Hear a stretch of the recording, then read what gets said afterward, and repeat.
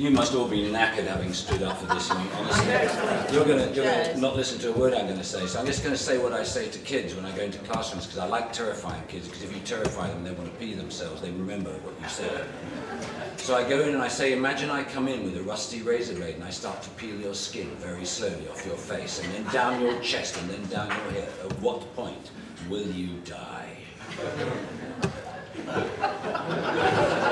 At that point, I point out that actually you will die, unless it's shock and bleeding on the way, if I'm clumsy, you will die of oxygen poisoning.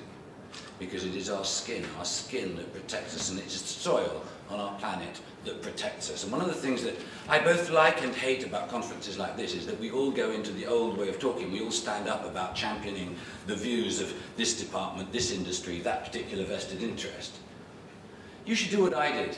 Last May, I was on top of one of the biggest trees on the planet in the Sierra Nevada mountains. And there I was. This tree is 3,500 years old. And one way I'm looking over Sequoia National Park, the other way over Death Valley.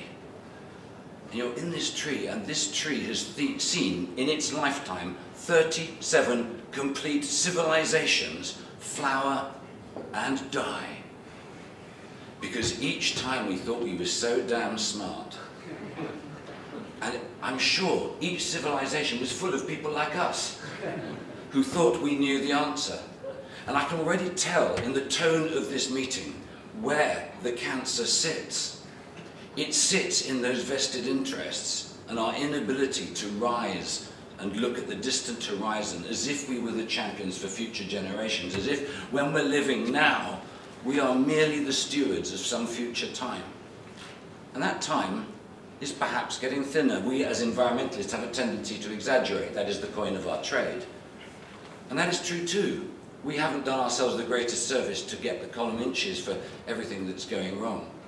But I tell you something, to finish, we need to view ourselves as citizens. All of us seem to think we are consumers to be sold to. Even our friends in politics seem to think that our dislike means we haven't given us, the consumer, what we want. It's at moments like this you need leadership. And leadership is about having a vision of how to steward the resources which belong to all of us and the thousands and thousands and thousands of people that will come after us. I have seen beauty though.